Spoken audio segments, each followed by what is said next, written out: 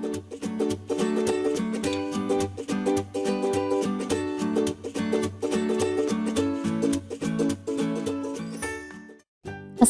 আলাইকুম, আমি Afsana Sabrin. Little flower pre school এবং কোচিং এর পক্ষ থেকে সকলের প্রতি রইল আন্তরিক শ্রদ্ধা এবং ভালোবাসা। আজকে আমি ক্লাস 1 এর বাংলা, ইংরেজি এবং গণিতের ধারাবাহিক আরো একটি ক্লাস নিয়ে হাজির হয়েছি। ছোট্ট বন্ধুরা, তোমরা সবাই কেমন আছো? আশা করি নিশ্চয়ই ভালো আছো। আজকের এই ক্লাসে আমি তোমাদের জন্য আরো কিছু নতুন নতুন পড়া নিয়ে এসেছি। তোমরা অবশ্যই আমার সাথে থেকে মনোযোগ সহকারে পড়াগুলো পড়ে নেবে। তাহলে চলো পড়া শুরু করি। প্রথমে চলো আমরা বাংলা পড়ি। গত ক্লাসে আমরা কি পড়েছিলাম তোমাদের কি মনে আছে? গত ক্লাসে আমরা আমার পরিচয় পাঠটি থেকে কিছু গুরুত্বপূর্ণ ভর্তি টেস্ট উপযোগী বাক্য গঠন এবং প্রশ্ন উত্তর শিখেছিলাম। তোমরা কি সেগুলো পড়েছিলে? তোমরা কিন্তু অবশ্যই সেগুলো একদম মুখস্থ করে ফেলবে, কারণ সেগুলো কিন্তু খুবই গুরুত্বপূর্ণ, তোমাদের আমি আগেই বলেছি। তাহলে চলো আজকে আমরা আমি ও আমার পরিচয় পাঠটি পড়বো। তোমরা তোমাদের বাংলা বইয়ের 2 পৃষ্ঠা বের করো এবং আমার সাথে সাথে পড়ার চেষ্টা করো। তাহলে এখানে দেখো, আমি ও আমার সহপাঠী মানে হচ্ছে আমি মানে তুমি, ও আমার সহপাঠী মানে হচ্ছে তোমার ক্লাসে তোমার সাথে যারা একসাথে লেখাপড়া করে তারা। তাহলে তোমাদের সহপাঠীদের সাথে কোথায় দেখা হয় বলতো? হ্যাঁ, বিদ্যালয়ে দেখা হয়। আর এইখানে এই ছবিটি দেখো, এই ছবিটি থেকে কি বোঝা যাচ্ছে? এখানে একটি বিদ্যালয়, এই বিদ্যালয়ের নাম চিথলিয়া সরকারি প্রাথমিক বিদ্যালয়। এখানে দেখো কিছু ছেলে মেয়েরা লেখাপড়া করে, ওরা দেখো ওদের সহপাঠীদের সাথে বিদ্যালয়ে এসেছে। এর পরের ছবিতে আমরা দেখতে পাচ্ছি যে বিদ্যালয়ের বড় একটি মাঠ রয়েছে, সেই মাঠে ওরা খেলাধুলা করছে। এটা কি খেলা বলতে পারো? এই ছেলেটার চোখটা বাঁধা, এটা দেখে কি বুঝতে পারছো এটা কোন খেলা? ইয়েস, এটা হচ্ছে কানামাছি। হ্যাঁ, ওদের সহপাঠীদের সাথে খেলাধুলা করছে, দেখেছো? তোমরাও কি এরকম খেলাধুলা করো? আচ্ছা, পরবর্তী আমরা যে ছবিটি দেখতে পাচ্ছি, এটা দেখে কি তোমরা বুঝতে পারছো এটা কি? এটা সবার বিদ্যালয়ে কিন্তু এটা হয়ে থাকে। আমাদের বিদ্যালয়ের কার্যক্রম চালু হওয়ার প্রথমেই আমরা এটা করে থাকি যে টিচাররা এই যে বিদ্যালয়ের সামনে টিচাররা এরকম দাঁড়ায়, তারপরে হচ্ছে পতাকা টানানো হয়, তারপরে এটা কি করা হয়, এটা কি বলতে পারো? পিটি করা হয়। তোমার বিদ্যালয়েও কি এরকম হয়? তাহলেই আমাদের কমেন্টসে জানিয়ে দিও। তো আমরা এখন বিদ্যালয় সম্পর্কে বলবো। তাহলে চলো কিভাবে বিদ্যালয় সম্পর্কে বলতে হয়, কি কি বলতে হয়, কেউ যদি জিজ্ঞেস করে অথবা পরীক্ষার খাতায় যদি লেখা আসে যে তুমি বিদ্যালয় সম্পর্কে লিখো, তাহলে আমরা কি কি লিখবো? তাহলে সেটাই আমরা চলো জেনে নিই। বিদ্যালয় সম্পর্কে বলতে হলে আমাদের প্রথমেই যে বিষয়টি জানতে হবে সেটা হচ্ছে আমার বিদ্যালয়ের নাম। তাহলে এখানে আমার বিদ্যালয়ের নাম হচ্ছে চিথলিয়া সরকারি প্রাথমিক বিদ্যালয়। তোমার বিদ্যালয়ের নামটি যদি চিথলিয়া সরকারি প্রাথমিক বিদ্যালয় হয় তবে তুমি সেটাই বলবে বা লিখবে, কিন্তু যদি তোমার বিদ্যালয়ের নাম অন্য কোনো নাম হয় তাহলে তুমি সেটি লিখবে। এই বিদ্যালয়টি ঝালকাঠি জেলার বিনয়কাঠি থানায় 1982 সালে প্রতিষ্ঠিত হয়। তোমার বিদ্যালয়টি যে জেলায় অবস্থিত এবং যে থানায় এবং কত সালে প্রতিষ্ঠিত হয় সেটি জেনে তুমি সেরকম লিখে দিবে। এই বিদ্যালয়টি অনেক বড়, এখানে 15টি কক্ষ আছে। 11টি কক্ষে আমাদের বিভিন্ন শ্রেণীর ক্লাস হয়। তোমার বিদ্যালয়ে কয়টি কক্ষ আছে এটা তুমি জেনে সেইভাবে তুমি তোমার বিদ্যালয়ের বর্ণনা দিবে, ঠিক আছে? বাকি ক্লাসগুলো নানা কাজে ব্যবহৃত হয়, যেমন একটি প্রধান শিক্ষকের কক্ষ, একটি কক্ষ সকল শিক্ষকদের জন্য, একটি লাইব্রেরি কক্ষ ও একটি সকল ছাত্রছাত্রীদের জন্য কমন কক্ষ। তোমাদের বিদ্যালয়েও কি এমন আছে? আমাদের বিদ্যালয়টিতে একটি বড় খেলার মাঠ আছে।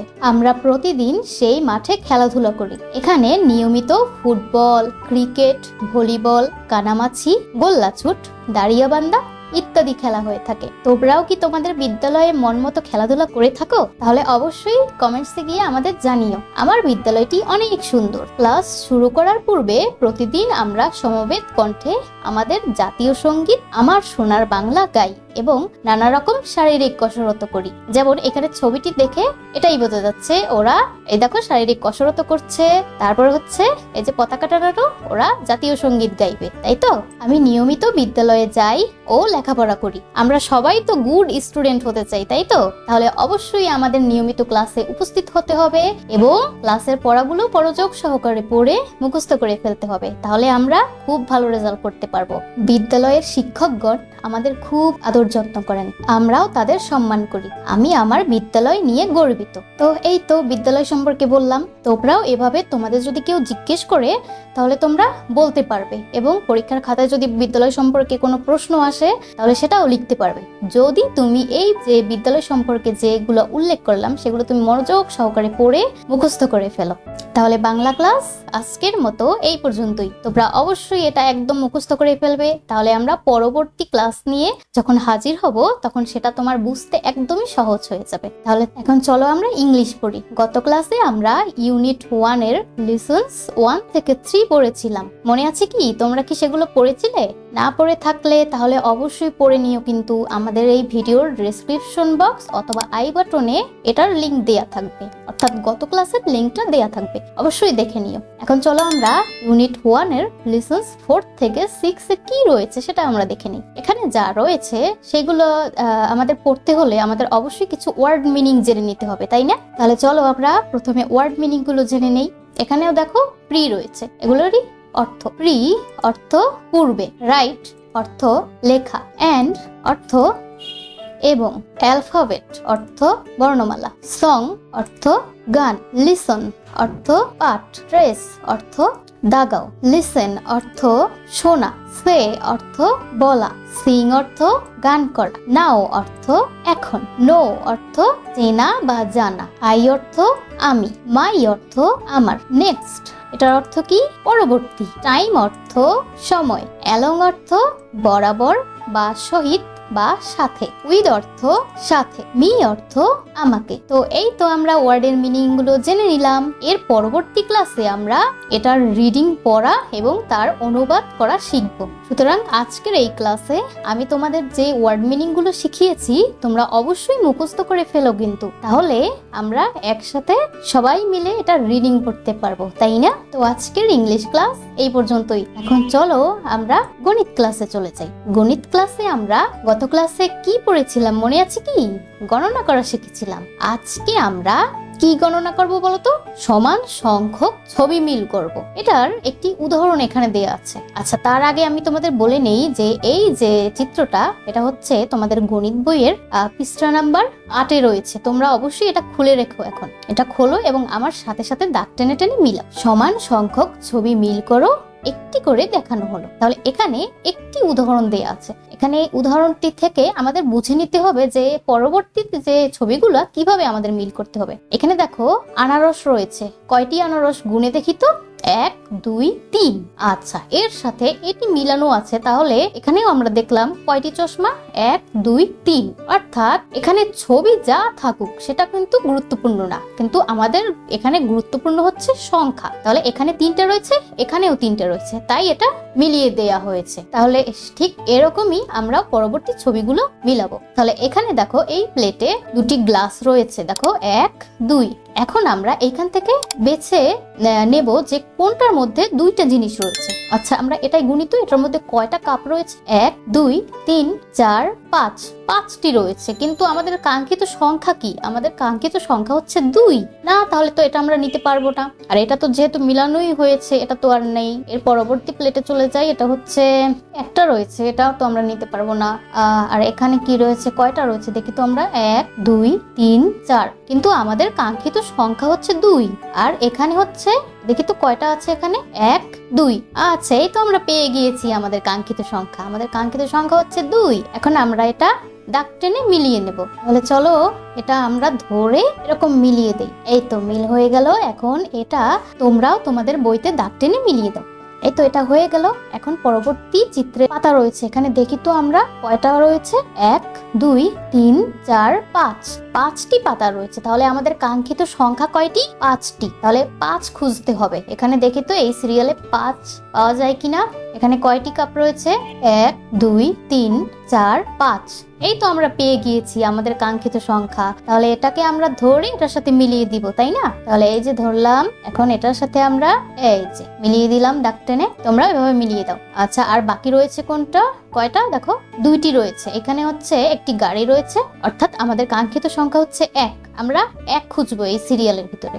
আর তাহলে আমরা দেখতে পাচ্ছি সিরিয়ালের এই 2টা তো আমাদের হয়ে গিয়েছে মিল করা।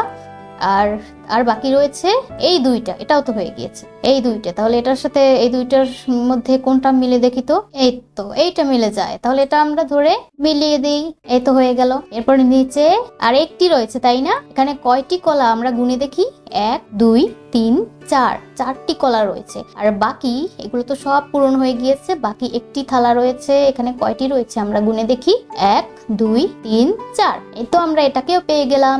এখন আমরা এটাকে ধরে দাগ টেনে মিলিয়ে দেবো। তোমরাও আমার সাথে দাগ টেনে মিলিয়েছো তো?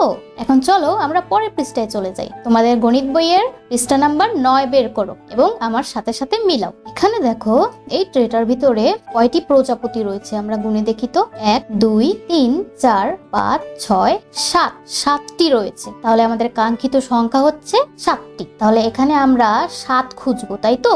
যে জিনিসই হোক 7টা হলেই হলো। আচ্ছা এখানে দেখি 1 2 3 4 5 6, না আমরা তো 7 খুঁজছি তাই না, তাহলে না এটা আমরা নিতে পারবো না। পরবর্তীতে এটা দেখি তো, 1 2 3 4 5 6 7 8 9, না এটাও আমরা নিতে পারবো না। নিচেরটা দেখি তো, 1 2 3 4 5 6 7 8, না এটাও আমরা নিতে পারবো না, কারণ আমরা 7 খুঁজছি। এটা দেখি তো, 1 2 3 4 5 6 7 8 9 10, আচ্ছা এটাও হবে না। এটা দেখি তো কয়টা, 1 2 3 4 5 6 7, এই তো আমরা আমাদের কাঙ্ক্ষিত সংখ্যা পেয়ে গিয়েছি। এখন আমরা এটাকে ধরে এটার সাথে মিলিয়ে দেব। এই যে দাগ টানলাম, এই যে মিলিয়ে দিলাম। তোমরাও দাগ টেনে মিলিয়ে দাও আমার সাথে সাথে। কি বন্ধুরা, পড়াগুলো খুব মজাদার তাই না? আমি তোমাদের আগেই বলেছিলাম আমাদের এই পড়াগুলো খুবই মজাদার। এখানে দেখো কিছু ফুল রয়েছে, আমরা গুনে দেখি তো চলো কয়টা রয়েছে, 1 2 3 4 5 6, তাহলে আমাদের কাঙ্ক্ষিত সংখ্যা হচ্ছে 6। তাহলে চলো আমরা এই সিরিয়ালে 6 খুঁজি। এই ট্রেতে কয়টি রয়েছে গুনে দেখি তো, 1 2 3 4 5 6, এই তো আমরা পেয়ে গিয়েছি। আমরাও তো এখানে 6টি খুঁজছি তাই না? এখন আমরা এটাকে ধরে দাগ টেনে মিলিয়ে দেই। তোমরাও তাড়াতাড়ি মিলিয়ে দাও এটা। আচ্ছা নিচে ডিম রয়েছে কিছু, আমরা গুনে দেখি তো এখানে কয়টি ডিম, 1 2 3 4 5 6 7 8 9, 9টি ডিম রয়েছে। আচ্ছা তাহলে এই সিরিয়াল থেকে আমাদের খুঁজতে হবে 9, কাঙ্ক্ষিত সংখ্যা হচ্ছে 9। কোথায় রয়েছে 9, 1 2 3 4 5 6 7 8 9, এই তো আমরা পেয়ে গিয়েছি। এটাকেও আমরা দাগ টেনে মিলিয়ে দিলাম। এখন আমাদের বাকি আর কয়টি রয়েছে, 2টি ট্রে রয়েছে, আর এখানেও 2টি। এখন এই দুইটার ভিতরে আমাদের মিলাতে হবে। দেখি তো কোনটার সাথে কোনটা মেলে। এখানে কয়টি বেলুন রয়েছে আমরা গুনে দেখি, 1 2 3 4 5 6 7 8, 8টি বেলুন রয়েছে তাই না? তাহলে আমাদের কাঙ্ক্ষিত সংখ্যা কত, 8। তাহলে আমরা চলো খুঁজি, 1 2 3 4 5 6 7 8, এই তো আমরা এটাকেও পেয়ে গিয়েছি। এখন এটাকে আমরা ধরে মিলিয়ে দেই। তোমরাও এটা মিল করে দাও। এরপরে নিচের ট্রেটাতে কয়টি রয়েছে গুনে দেখি তো, 1 2 3 4 5 6 7 8 9 10, 10টি রয়েছে, অর্থাৎ আমাদের কাঙ্ক্ষিত সংখ্যা হচ্ছে কত, 10। তাহলে চলো আমরা এটা গুনে দেখি। এ তো সবগুলোই মিল করা আছে, এখানে আরেকটি রয়েছে। তাহলে এটা তারপর আমরা গুনে দেখি একটু ভালো করে কয়টা রয়েছে, 1 2 3 4 5 6 7 8 9 10, এই তো 10টি রয়েছে। তাহলে এটাকেও আমরা ধরে মিল করিয়ে দেই। এই তো হয়ে গেল আমাদের পড়া। তোমরাও বাসায় বসে এগুলো দাগ টেনে টেনে বেশি বেশি করে মিল করা শিখবে, যেন পরীক্ষায় আসলে তোমরা যেন সেটা লিখতে পারো ঠিকভাবে। তো আজকের ক্লাস এই পর্যন্তই। ক্লাসে আমরা যে লেখাপড়াগুলো শিখাই এগুলো তোমরা যদি হাতে কলমে ওয়ার্কশিট পেতে চাও তাহলে অবশ্যই তোমরা আমাদের কমেন্টসে জানিয়ে দিও, তাহলে আমরা পরবর্তীতে সেই ব্যবস্থা রাখবো। আজকের ক্লাসের এই পড়াগুলো তোমরা অবশ্যই বাসায় বসে বেশি বেশি করে মনোযোগ দিয়ে পড়বে, তাহলে ধারাবাহিক পরবর্তী যে পড়াগুলো রয়েছে তোমাদের কাছে সহজ মনে হবে। আজকের ক্লাসের পড়াগুলো তোমাদের যদি ভালো লেগে থাকে অথবা উপকারে এসে থাকলে তোমরা অবশ্যই তোমাদের বন্ধু বা সহপাঠীদের জানিয়ে দিও বা শেয়ার করে দিও। ধারাবাহিক ক্লাসের পড়াগুলো পেতে অবশ্যই আমাদের চ্যানেলটি সাবস্ক্রাইব করে পাশে থাকা বেল আইকনটিতে ক্লিক করে নোটিফিকেশনটি অন করে রেখো। আর ভিডিওতে লাইক, কমেন্টস এবং শেয়ার করে আমাদের পাশেই থেকো। তাহলে সবাই ভালো থেকো, সুস্থ থেকো। আল্লাহ হাফেজ।